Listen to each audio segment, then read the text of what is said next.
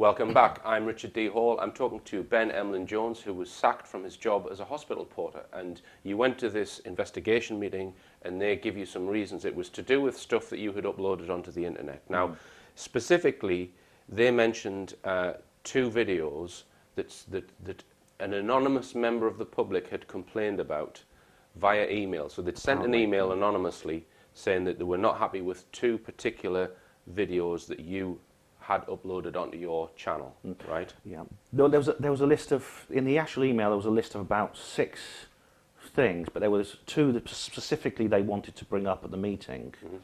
And these are the ones they consider the most serious. One of those was a video I made called Microchip a Muslim Day.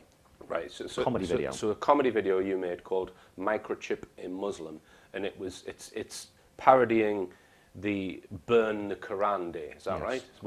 Just tell us first what the Burn the Quran Day was about. A man in America, he's actually a pastor, a man of the cloth, clergy, organised an event in America on September the 11th, 2010 called Burn the Quran Day, in which he called on Christians to take copies of the Holy Quran and burn them as an act of desecration against the Muslim religion.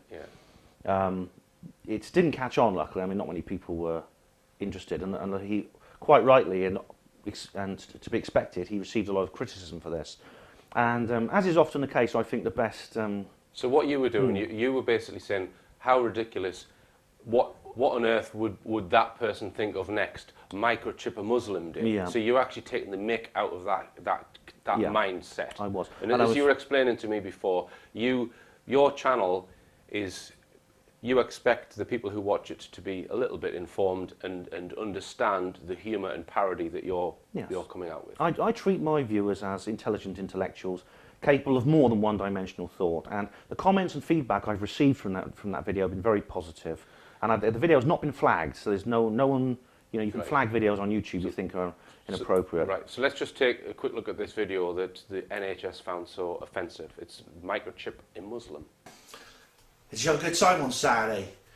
Yeah, it was a Burn the Quran Day. Did you enjoy it? September the 11th, Burn the Quran Day. Yeah, it was good, wasn't it? Whole house to remind us, that Muslims did 9/11, didn't they? It was no government conspiracy. Well, the reason I'm coming to talk to you today is because, basically, burning their books ain't enough. So that's why I am proposing, but you nothing, I've decided to get in front of all of you and try to make September the 17th, today, a Microchip a Muslim Day. Now, if you want to watch the rest of that video, you can watch it online, but we get the gist of it. Yeah. Okay, so you want to expand on that? Yeah. The point I'm wanting to make in this video, and I think I make very successfully, I think it's not very subtle, I think it's a very blatant satire. And that is that Muslims are currently being used in this world, and especially no more so than in Britain, as targets of what David Icke calls problem, reaction, solution. In other words, policies can be brought in because they're portrayed by the government as solutions to problems that have either exist naturally or have been created artificially. And Muslims at the moment are being used an awful lot for these kind of actions. And there's the microchipping is one of the things that the government is planning to do, and we know this. There are documents which prove that they are planning situations where they can actually get people to put electronic implants into their bodies, usually inserted under the skin, which can be used for a very, very wide variety of purposes. Everything from buying things from your local shop to keeping an eye on you if you're on probation from jail. Yeah. And the consequences of this could be terrible, and the implications in terms of civil liberties are really quite horrific. And what's I think is going on at the moment is that the government is saying, well, let's just give these implants to people like these prisoners or terror suspects, the homeless. Yeah. You keep an eye on them, find out, make sure they're all right. Put them in children, you'll never lose your kid again. And they're already doing it to dogs. You put a microchip in a dog or cat, and it makes it a lot easier to find them. And there's always a good reason for this. They always think of some good reason to sweeten the pill, But the CCTV cameras will make you safer, use fingerprints instead of from your keys, and it's so much more convenient, you know. And So you were combining this, your distaste at the Burna Karande with your distaste for chipping of the population to say that this is what they're going to try next, kind of thing. So it's as you say, comedy, which obviously the NHS didn't find funny, or allegedly didn't find funny. Now the other video that was named as being unsuitable was you advertising David Icke's new book. yes, I hope David appreciates the free advertising. But David brought a book out of that. Now this is a much older video that goes back many months before. It's called David Icke's new book, and it's about a book he's written called Human Race, Get Off Your Knees, The Lion Sleeps No More. And I decided to give David a bit of free advertising because, you know, I like the guy, I admire him, I think he deserves it. So what I did was I parodied the cover picture on one of David's previous titles, which is called I Am Me, I Am Free, in which David appears naked with a big sticker over the old mid-wicket. Because it's not suitable to show these parts of the body, you know. Yeah. So I thought, well, I'll do the same. And so I appeared naked on this video with a book, strategically placed.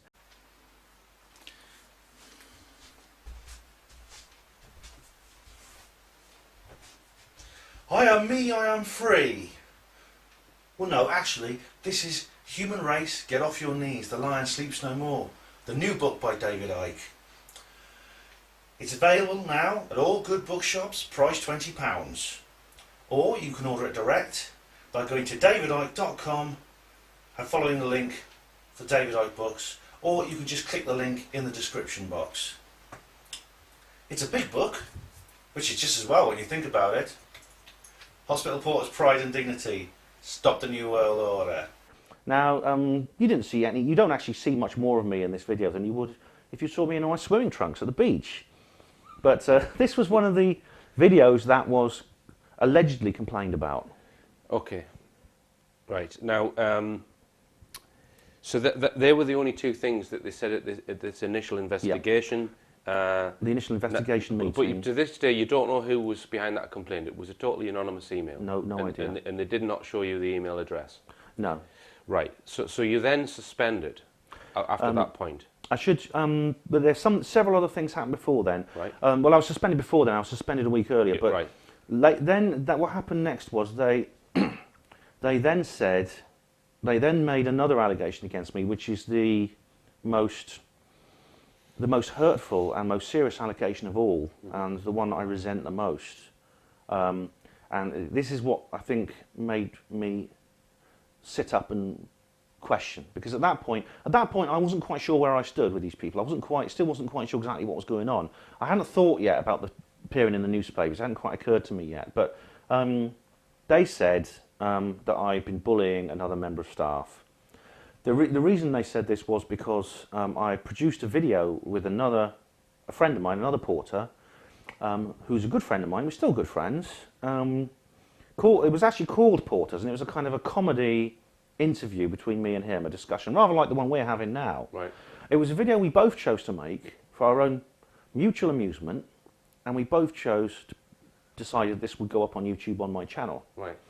Now, what happened was, the reason I was accused of bullying this man is because this man happens to suffer from a minor learning difficulty, and he is officially registered as a vulnerable adult. And because of this, and this alone, not because of any complaint from him or from anyone in his family, the hospital management reduced this to a case of me basically happy slapping him. Right. Which is ludicrous. But the original complaint did not refer to that particular video. It was, no. So the hospital trust, they've got this complaint. They've then looked at some other videos on your website and said, well, we don't like that one either, kind of thing. Well, this is what they claimed, said. But the truth of the matter is, they already knew those videos were there. But you know, that's a bigger subject. But what was contained in the email was a number of points. But then they added more on. The trust added more of the videos on and other items as well. So just give us the gist of this Porter's video. What was the point you were making in that? There was no real point to it. It was a comedy version of what we're doing now, where we just ask each other questions and tell each other jokes. Right. So there was nothing confidential revealed about the NHS or patients or anything like that. Absolutely there was nothing said that would be considered illegal or immoral or anything like that. No, definitely not. Right. In fact, I mean, even though I do bring my work into my activities, I mean, calling it Hospital Porters Against the New World Order, I make videos about portering, and I make statements about the portering and about hospital life. I'm very, very strict. I'm well aware of the rules against breaching confidentiality and defamation, direct defamation of individuals and organisations. I'm very, very careful to avoid those things, and I always have avoided them. Mm-hmm. Now, they referred to the NHS disciplinary handbook because obviously this is what they would use to say that someone's committed gross misconduct. So they were saying that you had committed gross misconduct at this. This is a funny thing because I did not commit gross misconduct, and gross misconduct has specific definitions. Did they allege that you had committed gross misconduct? No, they did not. This Right. is what's strange. Gross misconduct would be something that is so terrible that you would be immediately suspended and probably sacked. Yeah, like stealing money or... Slapping a patient. Yeah. Turning up for work drunk. Yeah. Now, but they referred you to this handbook, and you looked up the section on, because they said it was to do with your conduct outside of work. Yes. Yeah? So there's a section in the handbook which explains what would be bad conduct outside of work. Yes. Just tell us what that says. I read this section very carefully, and it referred only to criminal activity. Right. The only time you would, the only precedent in the handbook for suspending or dismissing a member of staff for conduct outside work would be if they were charged with a criminal offence that was directly related to their ability to perform their duties. Mm-hmm. For example, and this actually happened a couple of years ago, if a member of staff was charged with abusing a child, you would not allow that. It would be unsafe, and quite reasonably, it's quite fair enough, to allow that member of staff near patients, especially young patients. So just define, Ben, how they worded the reason for you being suspended. The reason I was suspended was it was under the category of conduct outside work, unprofessional, offensive, and inappropriate conduct outside my working hours that calls into question my ability to perform my duties without prejudice, right, and may possibly bring the hospital trust into disrepute. Right, okay. And now, this was so serious. I mean, you see, again, this is not gross misconduct. I hadn't committed an act of gross misconduct. Mm-hmm. Now, at that time, at that point, is that when they asked you to remove certain material? Yeah, So they've said, look, you can rectify this if you take down certain material. This was at this first investigation. Well, I've actually should correct something that I've said before, because I said that they made me a deal, but that's actually not specifically the case. Right. They never promised anything, but they asked me if I'd remove certain videos. Now, right. This is towards the end of the meeting. Right. Yeah. If you would remove certain videos, and did they specify which ones? Yeah, they specified certain material, which they then expanded on. Mm-hmm. So it was a very, very strange conversation, which I found quite hard to follow. But they said, first of all, they wanted to remove the videos that had been complained about, plus several others, and then references to the use of the word hospital porter. Well, to begin with, they just wanted the Microchip and Muslim, the David Icke books, and a number of videos I filmed wearing my uniform. Right. Which was there's one called Dignity Statements. There's several. There's one called the St Theo's Day Report, which I filmed in the Hospital Social Club, where several people have their uniforms on. They wanted me to remove these, but then later on, then I went out to discuss it. I went out of the room to discuss it with my shop steward. I came back in, and then they started complaining about the fact that I used the word hospital and portering in so many of my videos and blog articles, and the fact that my whole blog is called Hospital Porters Against the New World Order, and I have a link in the links column on the blog to a recruitment site for the NHS Hospital Portering Service, and they even complained about that. And by then I'd started to get suspicious, and I was remembering that I'd appeared in the newspapers recently. I was remembering what has happened to other people in their professional lives who discuss this kind of subjects that I'm discussing. People like Tony Farrell, Kevin Annett, Gary Heseltine, and then I began to wonder what was going on here.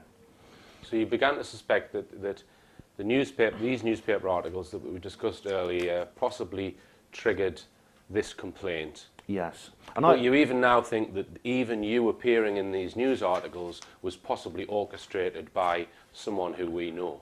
Well, that's a theory I've not made my mind up about, but there's no doubt in my mind at all that this is directly related to...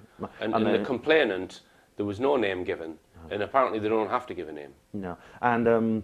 So how do you know if that's a genuine complaint if they don't give the person's name? That seems to me to be wrong. There's no way of knowing directly at all. I mean, the only thing you can go on is whether the circumstances of the complaint actually match up with what would be considered valid. For instance, I mean, I'm not the kind of person who just cries conspiracy at every problem that comes into my life. I don't do that unless I think there's good reason for doing that.